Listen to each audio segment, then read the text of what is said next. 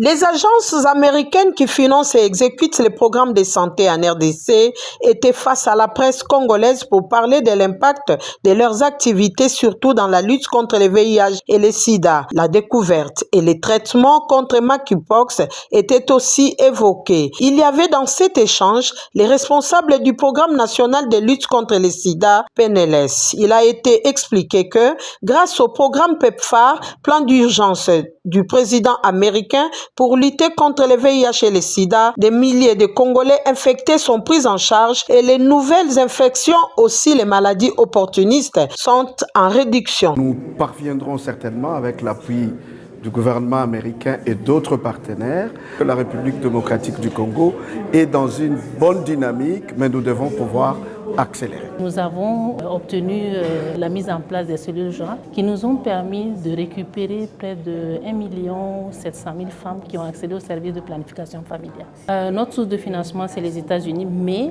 ce financement est dédié au gouvernement congolais à travers la mise en œuvre du Programme national de développement sanitaire. Dr Thibaut Mugabo de l'USAID, Olivier Kalimba du PEPFAR, Dr Joël Kabamba de CDC, Dr Ouley Matadiara du Programme intégré de santé et Dr Ememboyo du PNLS ont chacun dans son domaine démontré comment leurs agences ont contribué dans l'amélioration des questions sanitaires en RDC, lesquelles ont été d'un apport très bénéfique pour la population. Il est à noter que la question de l'accès à l'accouchement assisté avec des prestataires qualifiés était aussi abordée, faisant qu'aujourd'hui 1 700 000 femmes bénéficient des services de planification.